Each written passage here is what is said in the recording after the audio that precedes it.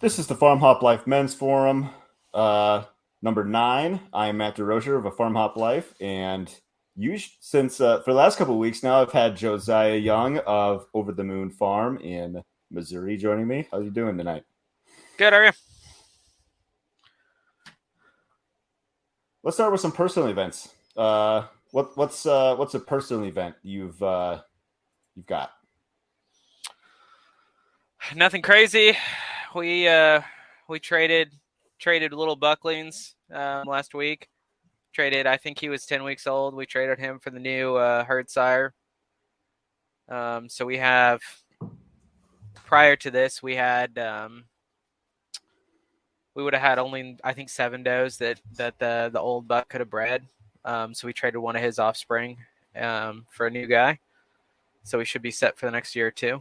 So that's kind of a thinking ahead, long-term move. And splitting firewood. I know it's June, and it's hot here, but it'll be cold before you know it. So You just use a splitting maul, or do you got a splitter? we have a splitter. My dad and I, pun intended, split a splitter. And nice. My brother and I take it down to his house, and we split everything he needs for the winter in a couple of weeks, and then it lives up here at my house. So nice. How many cords of wood do you go through as a winter? I've always been really bad at estimating, but I think between 3 and 4. Okay. Not so awful. Nothing crazy. And we burn a fair amount. It's our only source of heat. So we're only wood burner. So we do burn. It's a fairly long season for Missouri. Mm-hmm. Nothing like a northern climate, but I mean, we burn usually sometime in October to April. So I was gonna say, come late March, you're gonna be happy you started splitting wood in June rather than let it pile up to like, oh my gosh, it's late fall and I'm so not prepared. We've been there. The first year that we burned, I had no idea how much we were going to use. Sure, And I mean, nobody, even out here, nobody burns as their only source, really. Everybody's got a backup, so it was kind of hard to gauge. And obviously, depending on how drafty your house is or whatever, you may burn a lot more than somebody else, anyways. But that was pretty much the first year. But we've been better since then. And my pile of wood that needed to get split was huge, so we had to. I can't even go get more wood unless I get rid of that pile. That was my wife's terms. So, all hardwoods or? Yeah, we're pretty spoiled for choice here. We have Dutch elm disease and ash borer kind of going through right now. So there's a lot of elm and ash that's pretty much free for the taking. Dang. And then back when I was in Kansas City, I hauled a lot of oak over to my parents' house. People, as soon as storms roll through, people will post on Craigslist, free firewood, chop it up and come get it. So I used to make a lot of trips for that. I bet. With gas at $5 a gallon, it's not worth me doing that anymore from the city. But there's enough people up here. There's enough farmers up here. They'll let me clean the fence rows up and whatnot for them. So we'll get it done. I'm going to assume this answer. Do you watch TikTok at all? Like anything at all? No. There's this cool woodworker who is doing, I'll send you the link. He's doing the entire United States for that state's tree. Yeah. For so it's like a map or whatever. How's it going, long story?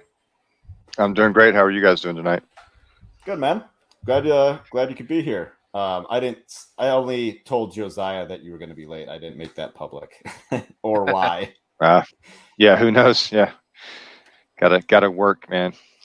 So anyway. Yeah, I get it.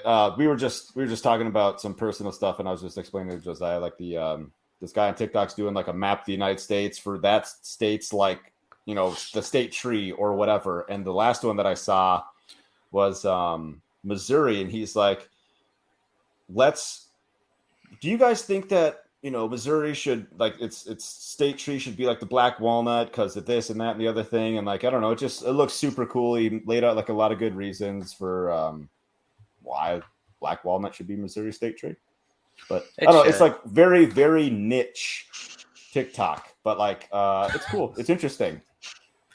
And like, you know, when he shows you like making each state, like he does it on like a bandsaw and then fine tunes it and gives it like a nice finish, and it's pretty cool. I'll send it to you guys if I can remember to find Yeah, it. I'll let you see it. Yeah, Alaska's huge, and he got like a bunch of backlash, like that's not the real size of Alaska. It'd be bigger, smaller, or whatever. And he goes, "This is the tool that I used," and he dragged it, and he's like, "See, look, like it, like why do I have to? I don't know. Just It's the people- internet. Yeah. Somebody internet somewhere's got to people. be pedantic, right? That's true. That's true. Has to be.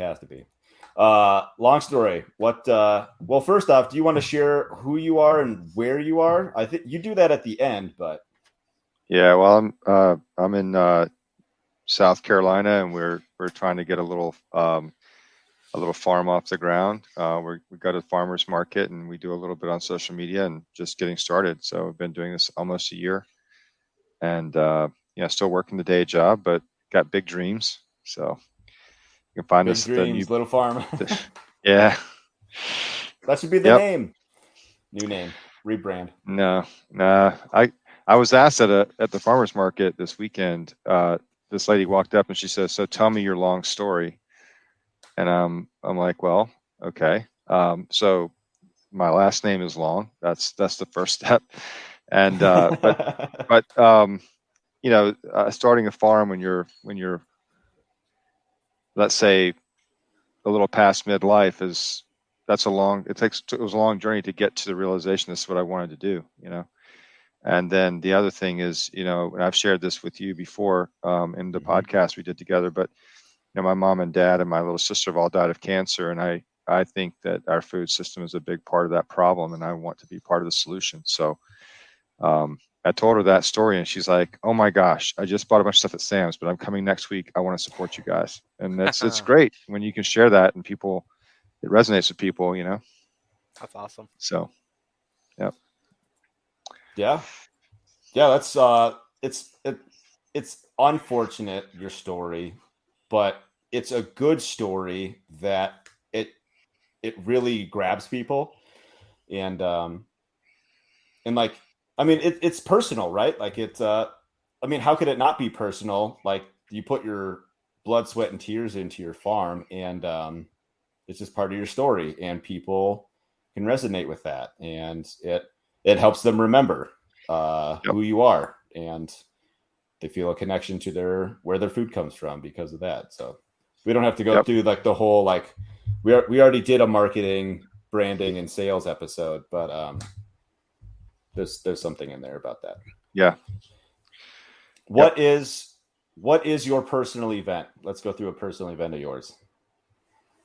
What, from the past week? Yeah. Well, I put this on Twitter, but we had a bull killed by a lightning strike. We had a Jersey bull. I talked about him being a little bit scary. He had kind of started calming down. I was less worried about it, but I still waiting on the processor to come, and we were going to have him butchered. So the storm rolled through Wednesday afternoon, and we loaded up some pigs Wednesday night, took them to the butcher Thursday morning, and as I was picking up the pork from the processor, I got a text from one of my sons saying, "Hey Dad, the bull's dead." And it had already been a bad day, and I'm just like, "Oh, you got to be kidding me!" I just felt like the bottom dropped out, because it's just such a devastating thing. And I shared that with a friend of mine, and he said, if you were a subsistence farmer, that might have meant starvation. You think about our ancestors in the mid 1800s or something like that. That might have been it. That might have been, that could have been a pretty devastating loss. Long story cut short. Yeah, for sure. No, you get out of there with these jokes. I'm telling you, man. Yeah. So that was the event of the last week. We had a really good weekend at the farmers market. So overall, good week, but that was really tough. It's sad. It's a sobering thought. And the dog is barking at the other dogs. So don't know if you can hear that or not. There's a lot of background noise. Actually. Oh, okay. Yeah, these Jabra headsets are pretty decent at that. filtering out that stuff. So Nice. Cool. I guess quick personal event for me, like we just cleaned like all weekend, getting ready for the baby. And I guess, I don't know if you can count it early Father's Day. Local store was having 30% off DeWalt sales. So I bought cordless DeWalt fencing staple gun. Looking to test that out. There you go. Found some used fencing for sale that I got to go drive 2 hours to go get, but I talked the guy down like $500. So from what he wanted for it. So that's the way to get fencing, man. Gonna make the journey this Saturday to go get it. So that's pretty much it. So this is kind of like, you guys will probably just kind of shake your head, but in 2020, I was trying to fence in more than I was able to get done. So I have 9 rolls of the 47-inch stock wire that I bought in 2020, but I never got to install it. And you can't even find that stuff here right now. You can't find it. And if you can, it's doubled in price basically. Dang. So got feeling pretty lucky that I was such a procrastinator, or whatever. But so I've got it on hand, so I'm pretty excited that at least I've got it. So anyway, that is I had T-post sticker shock buying T-posts last year to put up the fence. Yeah, similar reasons, like prices have gone up enough. Yeah, I bought a pallet. I bought a pallet T-post with that as well, so I kind of have the whole setup, and awesome. It's crazy. Sounds like we're gonna. Sorry, I didn't mean to talk over you. Long story. No. I just that's. I mean, I was somebody on Twitter had posted about how unusual it is for Americans to be kind of regretting not having bought something last year. Like that's not a typical American thing. It's more of a place. Racked with inflation. You regret not making purchases and. It's been like that with fencing and with T-posts. I mean, I found myself pretty lucky that the neighbor was pulling his fence, and I got to yank those T-posts. Because I got 90 T-posts for an hour of work, basically. That's fantastic. That definitely paid for my labor. So, but yeah, I mean, when sitting on fencing like that, that's a good thing to be sitting. I had I've worked a lot in Latin America, and I knew some guys from Argentina that had moved to Mexico during the crisis in like 2001 or whatever it was. They had this thing they called the Corralejo, where they just swept up all the bank accounts and retirement accounts and everything and gave it back to you at like 10 cents on the dollar. And during that period of time, they were having rampant inflation, and people were getting paid daily and going out and buying whatever tangibles they could put their hands on, tires, electronics, whatever they could get, just to get the cash out of their hands as quickly as they could. And, hopefully it never gets that bad here, but, Americans are not used to 8 or 9% or 30% or whatever that we've seen over the last couple of months. And it's going to be, it'll be interesting. Hopefully that slows down, but if it doesn't, you can imagine how scary that would be to be just, how can I get rid of this cash? What can I get? That's nuts. I mean, I use a trailer as a metric. I was right as Corona started. I was going to buy an 18-foot dual axle trailer, and there was a deal. It was $2,800. COVID hit. I work in the shipping industry, and so March and April of 2020 were the worst months company had ever seen. So I said, it's probably not a great idea for me to go buy this trailer. I'm going to sit on this money. And so I sat and waited, and I looked at buying that trailer again last year, and it's up over $6,000. So I mean, and so maybe we're not talking quite, Venezuela or what's the place in Africa, Zimbabwe. Zimbabwe is the famous one. Yeah. Yeah. We're not to that level, but that was still something. I mean, that was one of those moments where, I mean, it wasn't, day over day, but it a year and a half later, that trailer doubled. And my dad ended up buying a trailer from the same folks, and it took them, I think, an extra 3 weeks to build it because they couldn't find welders that would weld. Only 3 weeks ain't bad. No, not in the grand scheme of things. Yeah, lead times are bad. I was doing a project in the house and I needed a little stainless steel, and within a couple of weeks of getting a quote and saying, well, I need to wait like I guess I waited 2.5 months, and quote went up by more than 10% in that time frame. And I think what's the statistics right now, they're saying inflation is 8% or whatever annually. The issue is that it's not spread evenly across the economy, whether that's a supply chain shocks or excess demand because of the stimulus or whatever. It's some of that is maybe not even technically, by definition, inflation, but we're seeing, and I think a lot of consumers that aren't buying. This is a mindset that needs to die, by the way. The idea that people don't buy productive assets and they think they're a capitalist, it drives me crazy. But anyway, if you're not buying an asset like a tractor or a trailer or whatever, you don't realize how much those types of things have gone up in price, because it's been much more than the stated inflation rate. And I mean, it's insanity. The necessary things, the important things, the things that make the country run, those are the things that have experienced the most inflation. You know, I bought a laptop recently, and it's not really any more money than buying a laptop would have been 5 years ago for the same specs. I mean, same level of specs or whatever you want to call it. But the trailer, or you just can't get stuff. My dad ordered a mini excavator in March, I believe, and they kept pushing it out. And a month ago, they said maybe the end of the year, maybe not. We don't know. So he ended up changing his mind and going a different route. But I mean, that's the stuff that's concerning, when, because if you put just essentials, the inflation rate, I'm sure, would be a lot higher, even using the same metric that they use. Yep. And what worries you is that if there's a certain amount of investment dollars, and we already probably have underinvested in infrastructure anyway, and now you've got those types of things that you can't get or you can't buy, and then what's that going to do to our infrastructure longer term? Some of those things will have to be put off because it'll just go up so much in price to do the same work. So yeah, it's not good news. Nope.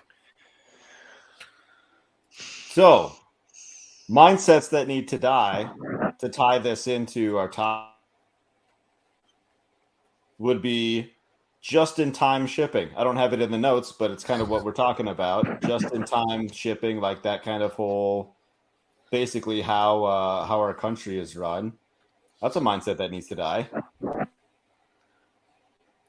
Yeah, I mean, what does that look like?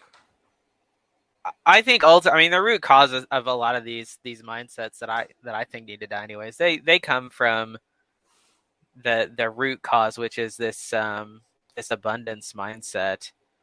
There's infinite abundance of everything. Yeah, I mean, it's the opposite of scarcity. We don't live in that. We don't think that when we walk into a Walmart that there's going to be a shortage, or that there's a shortage of gas or whatever. Or rationing. Yeah, so we kind of, but with those, I mean, they're just in time. It there's a time and a place for it. I work in shipping. So I can tell you there is a time and a place for it. But overall, there's not a whole lot of resilience in how we handle freight. I mean, we see that just in breakdowns. The Long Beach longshoremen. I don't know if the contract ended up, if they've worked that out or not. But like when if they end up going on strike, that just shows you how fragile that system is. And if there's no products, if it's got to come straight over, it kind of reveals the weakness of not having enough stock on hand. So, yeah. The just-in-time shipping, it does make sense, because then it, think of all the commercial space that would be needed for everything locally. You know what I mean? Like we'd have like a Best Buy would be 5 times as big. Like a Costco would be 5 times bigger than it is. All these things would be, all these buildings that store stuff would be huge in all these cities across the United States to, like, oh, hey, we'll get more next week. Like, no, you won't. Like, so, you you kind of get what I mean? Like you have to store stuff, Well, throughout instead of, hey, Yeah, we'll just get more next week. if you look at the history of just in time, a lot of it came from the quality, total quality management and all that stuff that, with like Toyota and stuff like that. But the thing is, what a lot of these companies were doing is really pushing the inventory, especially for raw materials, onto the balance sheet of their suppliers. Mm-hmm. And it's interesting. I worked in the Coke system for a while, and they had they had suppliers that were on site that had all the PET. They owned it until it moved across the conveyor belt into the factory floor, and then it became Cokes. Kind of. I'm simplifying, but a lot of that was lean. Trying to get lean and reduce, improve your return on investment and return on equity and things like that. And I think that really speaks a lot to an extension of maybe a mindset needs to die, is this whole concept of financialization of everything.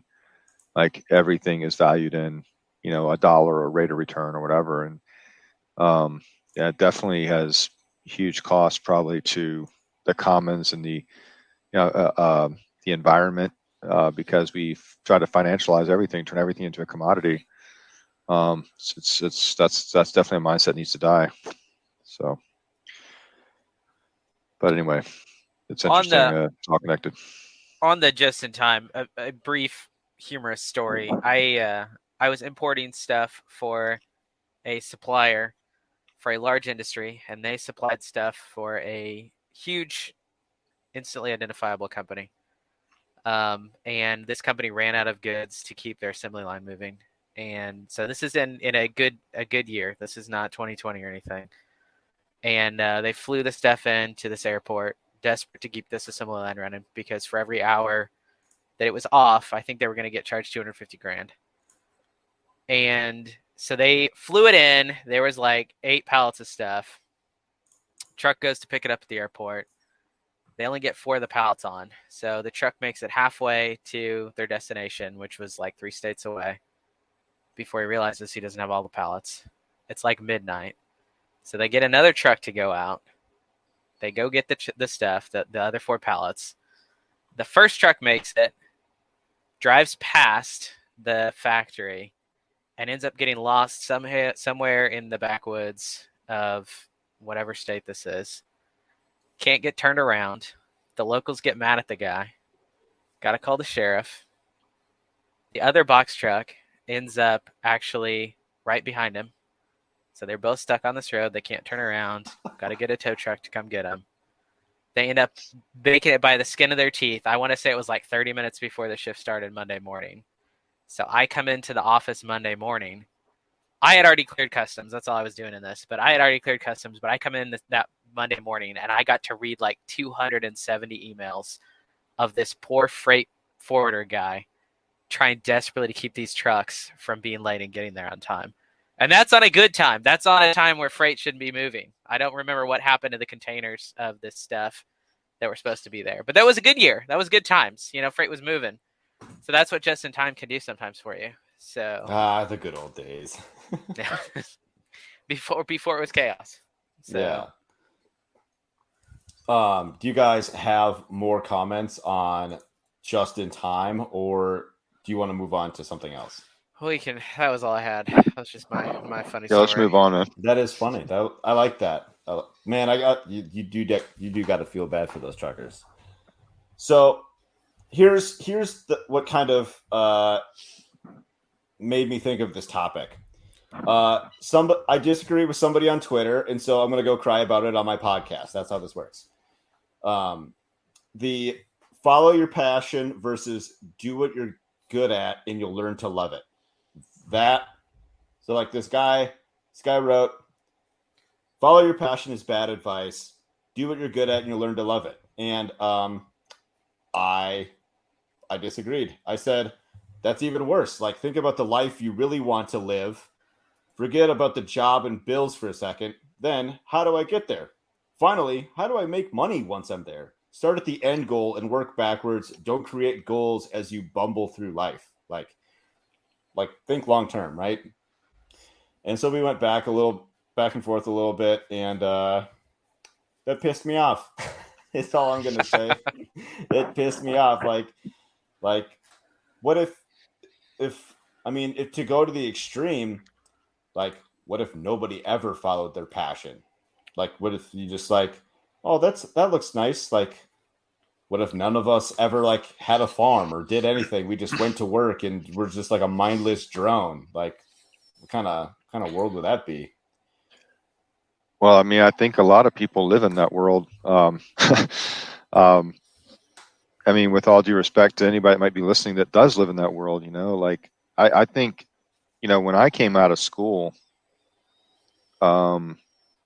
I started off, I wanted to get a PhD in economics, and I wanted to teach economics. And so I started a PhD in economics, had a car accident, had to quit, went back to school, and I was married, and I was like looking at 5 years of abject poverty to finish the PhD, and then it would have just been another 15 or 20 years of moderate poverty, and I was like, that's probably not going to work to raise a family. So I went more of a back to like business school, MBA type route, and I thought that was going to make me happy. I wanted to be like a CFO or something, and I was going to pursue this career. I used to jokingly tell people that I was getting a degree so I could go and exploit third world countries, and just to make everyone angry because, like, saying the quiet part out loud kind of thing. Yeah. But I thought that the way I was defining success really had a lot more to do with status, and it had to do with what I wanted to do and what I enjoyed. And so it was like more seeking status than it was seeking joy, if that makes sense. Mm-hmm. And so I think, I'm a very fortunate person. I've been able to do a lot of different things. I'm capable of doing a lot of different things, and I struggled figuring out what I loved. I figuring out what my passion was, because it wasn't one thing that I was really good at that I was like, oh, that's definitely my thing, or anything. It's just kind of like, what do you want? What do you want to do? And I was directed more by that status seeking, kind of mindset than by, seeking joy or whatever. And I'm much happier now when I'm, I like, for example, I like looking at when you cut grass and you finish and you look at the lawn, you're like, yeah, that looks really nice. I like that. I enjoy that. And so that's what I love about farming is you watch the landscape change, you watch the animals grow, whatever. That's what I needed in my life. And so, I'm pursuing that now. I have a friend who took the exact opposite approach, and we always talk to each other about, man, I have a career that gives me the money to do these things, and he has pursued his passions, and it's very different. And I don't, Mm-hmm. I think we both look at this and go, both of us have made huge, huge trade-offs, and neither one of us is 100% like happy or convinced we did it the right way. We're, sure. And I think that's, I mentioned this in those notes I put in the show notes, but this idea there's no trade-offs, that's a mentality that's got to die. There are trade-offs. I mean, when you pick one thing, you automatically have chosen not a bunch of other things. And that's a key thing, to look at. I think when you're talking about your passions and what you're good at, you have to look at what you choose not to do by choosing to do one thing. That is true. That is true. We don't need to go down this tangent, but in my notes, you said you liked mowing your lawn. I said having a lawn is a mindset that needs to die. Completely agree. Okay, well that's it. We don't need to talk about that anymore. I'm just talking about the sense. I'm talking about the sense of satisfaction of accomplishing. I get the. Yeah, that's what I meant. The whole. Yeah, I get it. I get the mindset about mowing a lawn. I can understand that. Kind of like it was like a week or two ago, like Martian Farmer said that he likes washing the dishes by hand, and I'm like, that is like the worst part of my day is having to wash dishes by hand. Like I'm like, I get like the whole like mental space washing dishes by hand. I hate the activity. So we're gonna find out that Long Story's got like 8 acres of perfectly manicured lawn out front of his not a house now. dandelion in sight. No. He mows his neighbor's lawn for fun. Well, because the guy has dandelions, he's got to get rid of them. So I will tell you that I do mow an area around the house, but it's more to keep the rats and snakes and stuff away, and the ticks. It's not so much about the lawn; it's much just like fair enough, keeping the wildlife a little bit away from the front door. I've posted about that before. I mean, I got kids and I got rattlesnakes running through the yard. The previous owner did, so I assume they're around here somewhere. So for me, I mean, I keep an area mowed. Probably not as well as I would if I was in the city, but I keep an area mowed. The rest of it I let go wild. I mean, it's not a manicured lawn, but it's short enough I could see a rattlesnake. So, yeah. What about passion versus do what you're good at, Josiah? What do you think?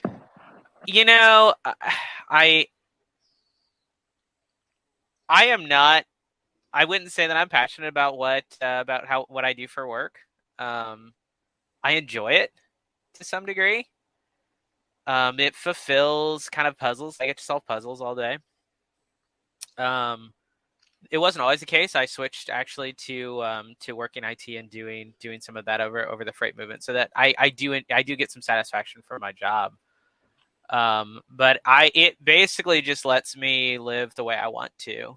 And I think the difference, there's a lot of people, I don't know that they have an ambition outside of work, and their work ambition isn't anything crazy either. So I have acquaintances that's like, if you ask them what they would do on a weekend, it would not be a very eventful weekend. I mean, not to mock them, I guess, but it would be a pretty consumer focused weekend. Which is in stark contrast to a weekend that I would have, which is the requirements of living on a piece of land and raising animals. It's upkeep usually. Well, think about what. Not sorry to interrupt, but think about like personal events that we share. All of ours were around our homestead. It wasn't like, well, I guess I did a consumerism thing and bought like a DeWalt tool or whatever, but that's to do stuff on the homestead. Like, it's not like, I went out drinking and blah blah blah, and like. But I mean, I think ultimately it's about what you're working towards. I mean, I would argue my approach to things probably wasn't all that different than Long Story when it came to it. My goal is to work a job so that I could fulfill this other thing. And I do not. It's been several generations since my family was farming. I did not have access to land or any way to do this and jump straight into it. This was something that I was going to have to do. And I didn't want to have to ask for help or get a government grant. I looked at the young farmer stuff. I could have gone that way. At the end of the day, I think for a lot of it, I think I tried to keep a foot in each side of the world. I have a foot in the tech world and I have a foot in the homesteading, and it's a blessing and a curse. But I think overall, like I'm passionate about where I'm going. And I use my free time to kind of pursue that, and I use my work to fuel it. And I don't think that's bad. Nope. I completely agree with what you said. I think a lot of times the whole thing with like, do what you love, somebody's got to pump that septic tank out. Maybe they love it. There are people that do. And I won't. Smells like money to me. Yeah, I won't denigrate. But for a lot of people, it's a paycheck, and that's not a bad thing. There are, I think we've had the conversation about college before. Mm-hmm. There's kids that should, and there's kids that shouldn't, and there's people that they have the ambition and the drive to go do something crazy, and there's people that are happy to just put in a day's work and kick their feet up. I'm not one of those people. And this is harder. It's objectively harder to do both the way we try and do things. But I enjoy it. I do. So I don't know. I wouldn't necessarily demean the other way, but it is a foreign concept to me. I don't understand, like, when they talk about, I watched 8 hours of Netflix and cooked a meal and then watched another 2 hours of Netflix and went to bed. And I'm No, they sitting didn't there, cook that meal. They got DoorDash. well, probably, but or maybe they had time because they don't have children either. Maybe. I have 5 children, and I mean, I didn't DoorDash because the DoorDash would have been $200, and DoorDash doesn't come to my house either way. So I mean, there's a difference, and I like I said, I won't dog on those people, but it is foreign. It's entirely foreign, and it was foreign even before I moved out to where I was. I always wanted to fiddle with something or do something, or I'd be out squirrel hunting just to get out in the woods. So I mean, stuff like that, where I did try and do other things. I wasn't just going to sit there and consume. I think Josiah is passionate about killing animals. Got it. I am. I mean, I'm repping a hunting shirt, That's a nice follow-up to last week's episode. Yeah. As long as it's moral and humane and all those things, it's ethical. Yeah, I like that idea of just staying busy. I'm not the kind of person that can sit down and watch TV. I need to be out doing something. I'd much rather, I remember one time we lived in Chile. At work they'd be like, "Hey man, hope you get some rest. You look really tired." And then I'd come in on Monday, like, "Hey, did you get some rest?" And I'm like, "No, man, I hiked like 20 kilometers and camped out over the weekend." They're like, "What is wrong with you?" But that's what rejuvenates me. That sounds awesome. Yeah, that's what gets me, that's what makes me feel rested. Even though you're doing something, it makes you feel feel you hit that pillow harder. Like you don't you don't lay in bed like bumming around on your phone when I take a shower in the evening, when I'm in bed, it doesn't take 5 minutes to get me to fall asleep. Nope. But moving on. So I'm glad you're here, Long Story, because I have no idea how to decipher this book you wrote in the show notes here. There's a lot of I can see that it's English, and that's about all I know. Well, I'm sorry, man. I felt really self-indulgent doing that. No, I was what I was trying to talk about. Let's talk about it. Let's go. Yeah. Well, what I was trying to talk about was, we're such a polarized society right now, and I've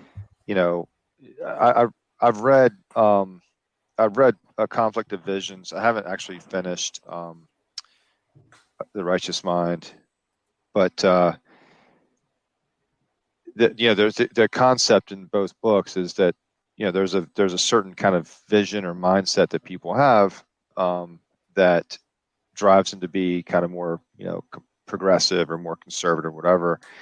And I've definitely grew up in more of a conservative home and everything, but by the same token, you recognize that there's a need to question why we do what we do today, and maybe it can be improved upon. And then, if you're someone who comes from more of a progressive background, I think also need to recognize that, hey, there might actually be a reason that we do what we do, and we should question it, but we shouldn't toss it out and toss it into the garbage. And I think the mindset that needs to die is this concept that we're going to throw away millennia of culture, traditions, etc., and just start from scratch with 20-year-old wisdom. I think that's just very dangerous. It's like it's an existential threat to the human race. And I think you saw that manifest itself. I'm going to dive right into the controversial topic of the COVID-19 vaccines. But that this idea that science that we're wise enough to adequately use tools like mRNA without putting some more safeguards around it and being a little more kind of measured in the way it was rolled out. I thought that was just pure hubris, and that stuff scares the crap out of me, because I think is there a chance that we made a huge mistake with that? Yeah, I think there's a pretty good chance we made a huge mistake with that. And if it's not that I'm not against it. I'm not against that. I'm saying let's just be more measured. And I think what needs to die is this all or nothing. We got to throw out all the old, bring in the new, or anything new is completely it's stupid and whatever. We need to recognize that if I'm more of a conservative kind of mindset, that I need people around me who have a more progressive view so that we can work together and make measured changes that bring that take us forward. So balance. Yeah, so that I'll mention those two books: A Conflict of Vision by Thomas Sowell and The Righteous Mind by Haidt, because they both kind of address this issue. And it's kind of part of that. I mentioned trade-off, the idea there's no trade-offs. That kind of mindset tends to come from people that think that you don't like think of a woman who wants to be a career woman, high-level executive, and be a mom. Really hard to do both of those well. Really hard. Yeah. And our world is has been telling a lot of young women, hey, you can have it all. And that's not real. It's not real. It's just we should tell them that you can do whatever you want to do, but we shouldn't tell them you can have it all, because like I said a minute ago, I chose career so I can fund whatever became my passion. My buddy chose his passion, but doesn't always have the funding for the things he'd like to do. There was a trade-off in both sides. There was a trade-off. If I want to be a great mom or a great dad, and I'll tell you, I sacrificed a lot in terms of the way I was able to be a father with my career choices. I was traveling a lot. I mean, I've got over. Save it for next week, dang it. It's just about. I'll stop right there then. Fatherhood. We're doing fatherhood next week. Okay, well, I'll stop there. But I mean, there's trade-offs. There's trade-offs, and we need progressive mindsets, and we need conservative mindsets. We need to work together. That was really the point of my diatribe. So. No, I like you got a lot of stuff to unpack in there. There is a lot. So I guess one thing that kind of hit for me about the working moms, like being, an executive and, trying to be a mom, like this idea that you can have it all, but you gotta give one of those things your all. Otherwise, like sure, you can be an executive mom, like be an executive and a mom, but you're not gonna be. I don't think you're gonna be great at either one of those. Like great at both of them at the same time. Like, man, if you can find that balance, teach seminars. Teach other people how to do that if you can figure out like that work-life balance, because I bet people would just paid $20,000 for that course. Like, well, I mean, honestly, when you see women that are successful and in both of those areas, it's usually because they've got great support from extended family or something. There's something that they've been able to add into their lifestyle that makes that work well. And again, I don't think that society should be telling women that you can't be an executive. I don't think we should be telling women that you shouldn't be a mom. I think we should be telling them, hey, you can do whatever you want, but just recognize there's going to be trade-offs, and you may one day regret one decision or the other. And I saw it a lot in my career. I managed a team of a little over 100, and at one point we had 14 women who were either pregnant or on leave for maternity. And the funny thing to me was, how many of the people who were like, I'm definitely going back to work, who got to the moment and didn't want to come back to work, and how many of the women who said, I'm definitely going to stay home with my baby, and then like 6 months later, like, I got to get back to work. Is there a spot for me? So I think there was a lot of people that, and I think a lot of us, look, I'm an example of that. In terms of, starting off down this kind of corporate career path thing and like, super ambitious, and then saying, you know what, I'd rather see if I can grow pigs. So yeah, a lot of us, yeah, and I think we need to be able. That's another thing. The mindset needs to die. Is decided that we can't change our mind. We can't be wrong. We can't say, hey, I've reevaluated. I'm going to think about this a different way now. So anyway, I'm sorry, man. I feel like I'm kind of No, it's been good. Deep thought, Yeah. Jeff here, but anyway. I think I think there's I'm not a sports guy, but I know that there's a number of athletes that have been able to play multiple sports, and at a really high level. And I think there are women that could do both at a really high level. But I do think in general they're either genetic flukes. They're those kind of women or men kind of people, that can do the 4 hours of sleep, and they really can do it all. And you might see that on YouTube. You might see that on an influencer or something, some high level exec doing it all. But by and large, the average person can't. The average person can't do it. They don't have the bandwidth. That's right. It's trade-offs, and it's trade-off. I mean, I was talking about it with the 1 foot in each world. It means it's harder to do a little, I work IT. So I have some tech in the home. That means I wasn't funneling. I bought a laptop. I wasn't funneling that money towards fencing. I probably should have done fencing. So there are trade-offs. There are trade-offs along the way. Just like you said. Like the other thing with the conservative and the left wing, right wing, we've been seeing that some in the church I go to. You have the stodgy traditionalists who been going there, and they've been going there for years, and they like it the way it is. And then you have all the people that have left because they don't like what it is. And you have to somehow manage to combine those two, understanding that the people that have been going to that church for 50 years, they bring something to the table because they've been doing it for 50 years. But at the same time, the other people, they bring something to the table too. And there's a strength in having both viewpoints. And there's a strength in having both groups of those people. In my context, there's a strength in having both groups of those people go to church. You need both. And there's a strength in having those perspectives. My way's the best way, clearly. But just because my way is the best way doesn't mean that I don't need a perspective. I don't need a different perspective. So yeah, I really like that, especially when you comes to religion, because I think I talk to people who are very critical of religion from time to time, and one thing I try to express is I have a view that religion is essentially this compendium of millennia of cultural wisdom that we need. We need it. Does that mean that we should have used the Bible to justify slavery? Probably not. Probably should have stopped before we got to that point. But by the same token, people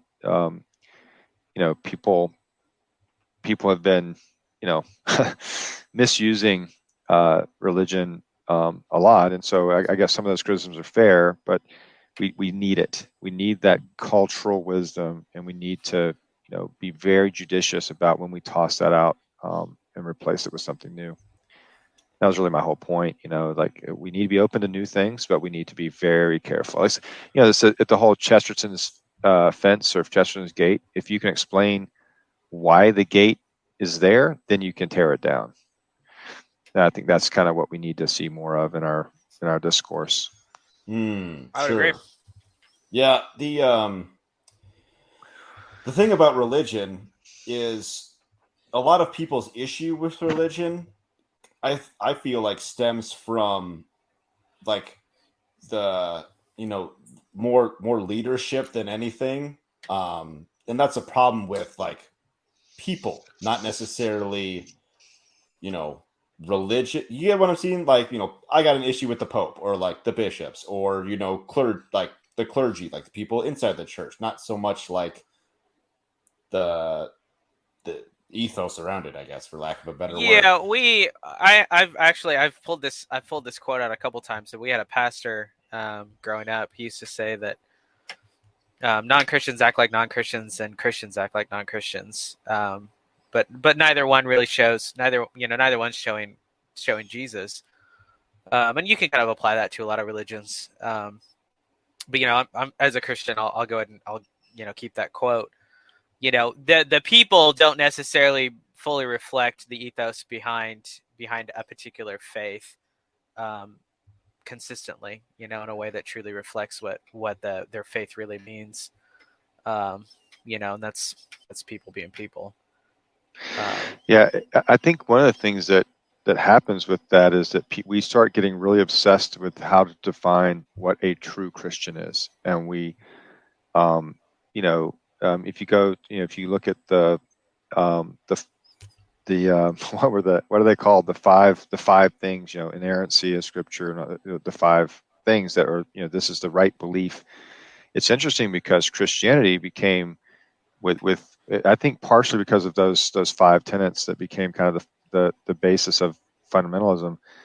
It became more about right belief than right action, and that's where I think the church goes wrong. And like, we need to be more concerned about creating heaven on earth, or bringing the kingdom of God, here, by serving other people and acting right. And I don't know. I mean, I don't want to offend anyone who believes that those things are really, really critical, those five beliefs. But I think that the obsession with defining what a true Christian is sometimes gets in the way. Anyway. No, we'll go ahead and take that bunny trail, because one of the things that I've been talking about in Sunday school actually was early Christians. They didn't have this huge litmus test. They didn't have 2,000 years of teaching and dogma. They had a few letters from a few guys that followed Jesus around, and some of those teachings. So they weren't called to study and to be uber focused on the legalism behind the belief, or whether you're a true Christian or not. They were called to just be obedient, right, and just follow. There's not a whole lot of rules involved, and we've added some on, but ultimately, I mean, you're right. The actions is what shows the true obedience to Christianity. And if you get that down, then yeah, sure, school me on my theology, whatever errors I have. right. But until then, I mean, the balance is, we need to act like good Christians first before we talk about who's a true Christian and who's not. Yep. One thing that I wanted to touch on, that long story, and Josiah said a little bit a little while back, was that we need the new with the old. We need both sides. Kind of like, so think about tribes, old, like let's say could be indigenous peoples, or even like, let's say, Asian cultures. Like, they have a huge respect for their elders. They wouldn't necessarily always be leading the tribe or the community or the group, but they were always there. They were always respected because they could remember, like they were like, living history books, stories from their ancestors that they knew and that they passed on. And how does that wisdom apply to what's happening now? How do we deal with that? Kind of like that gate that you that gate thing. That Chesterton's fence. Yeah. Well, you mind if I just mention? I think it's really interesting, because when you look at, like, this is, I feel like I'm getting attacked after this thing, if anybody listens to this, but my grandparents. So I have a grandfather who was too old, had kids before the Second World War. Another grandfather who fought in the Second World War. That generation was extremely useful. Like, they knew how to do a lot of things. My dad's generation mostly was pretty useful. My dad was like he was born in 42, so very early, if you will, boomer, or a little pre-boomer, whatever. But you have a whole generation now that's being raised with grandparents whose main occupation is leisure. Right? And so I look at speak about that a little, like leisure in what way? Well, what I mean is, like, you have a whole lot of grandparents right now who are spending their retirement traveling. They have a second home, they travel, whatever. Whereas I grew up watching my grandparents butcher hogs, raise gardens, run a mule team, fix tractors. Like I watched my grandparents. Oh, we're losing him. And oh, there he is. I grew up watching my grandparents do the work and knowing how extremely useful. And I think the program. Oh man, I dropped out. No, just so I can fill in for a second. Kids imitate. I mean, like literally, it's like monkey see, monkey do. Like that is what they do. They are masters at mimicry, and like I'm seeing this every day with my 2-year-old. Yeah, I mean, I'll do something. I won't even notice that I do it. Like it's so subconscious to me, and then I'll see him do it. Like, damn it, I do that, don't I? And it's always like your worst habits.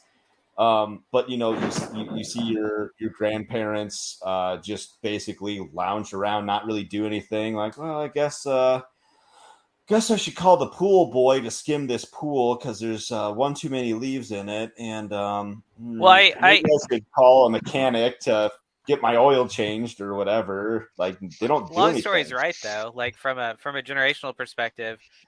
So my grandparent or the only grandpa that I knew, my paternal grandpa, he was too young for World War II, but he fought in Korea and Vietnam. Then was an X-ray tech for a little bit till his retirement kicked in fully. But he was career, Army Air Force, and he was done. He was just done working. He didn't do anything. I never saw him work. He was clearly a very capable person, very intelligent. He flew helicopters, gunship. I mean, the works. He was a very smart guy. But I never saw him do anything. And then he moved to Alabama. So an 18-hour road trip from us. And I saw him a couple times a year if I was lucky. So there was a disconnect, so they moved and I never saw it. I never witnessed any of that stuff. Unfortunately, I had my father who just did everything, partially because he was a cheapskate. Partially because he was capable and he loved being independent. But sure, I didn't see that, and so there is that. I lost a generation, and I got to hear towards the end of his life. I got to hear some of his stories, but I missed that wisdom from my grandpa, and I missed the wisdom, but I also missed the learning. That I didn't get.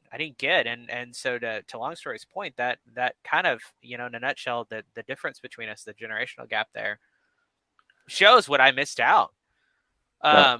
And it's funny. I mean, we just in at church the other day that we were talking about rain, and one of the younger farmers, I think he's a year older than me, was talking about how bad the year was here. And, one of the old guys was like, well, there was a year in 84 is the year I got married that we ended up, I ended up taking a long honeymoon because we weren't going to get the crops in anyways, because we had so much rain. So I mean, just stuff like that, where you get this wisdom and this knowledge that comes from this guy having farmed here.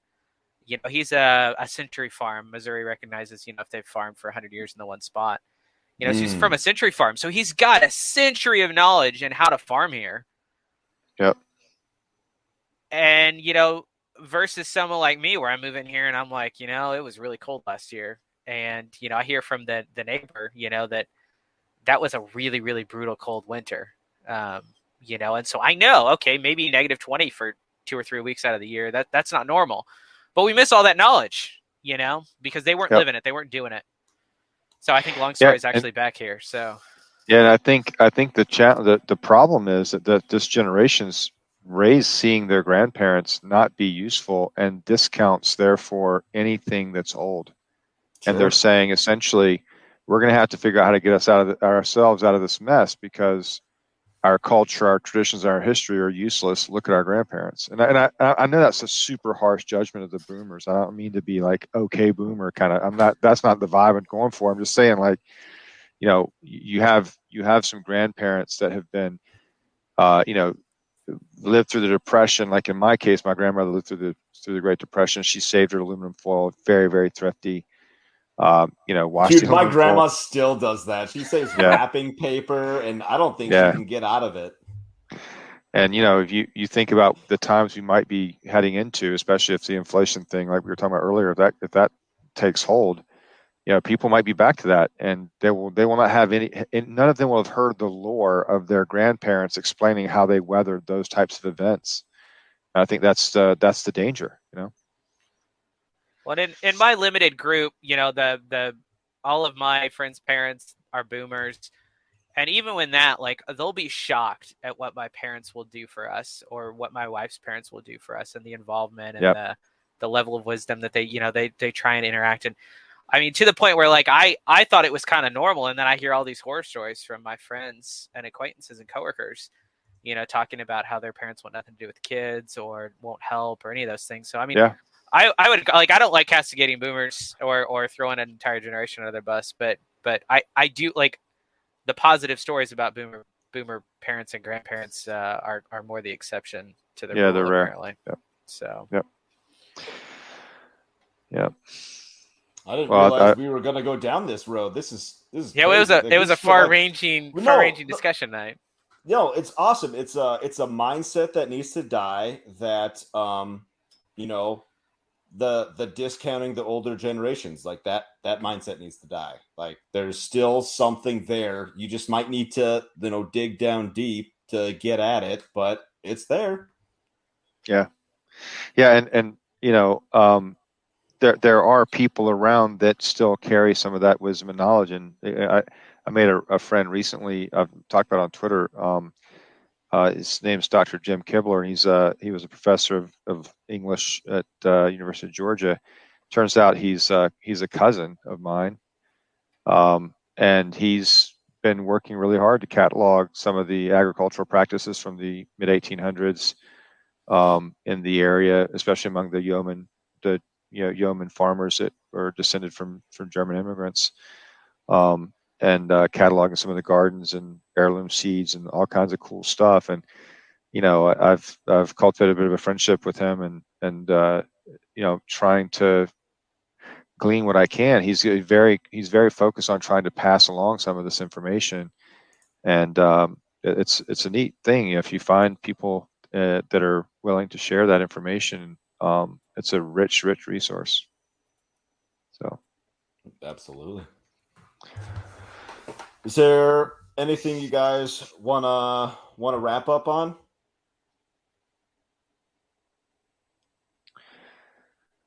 This is a very interesting conversation. It took some twists and turns, like we were just saying, but yeah, enjoyed this very much. Yeah. It was good. There was one thing that I wanted to wrap up on about your final note here. Long story at the bottom. It says time and money. We talked about that off and on throughout. Choosing one over the other. Mm-hmm. Personally, for what I'm trying to achieve here. I'm going for quality of time over money. Like, I don't know. I mean, nobody knows how much time they have left, and I just want to do as much as I can with the time I think I have, and I'll figure out ways to make money during that time. That's kind of my approach. Is how I'm going about this. So. Yeah, that's I made that note really just talking about kind of what Josiah and we were talking about earlier. Having a job to fund what you want to do. Yeah. And in my case, at least, until we can grow the farm enough to be able to say, okay, we can make it.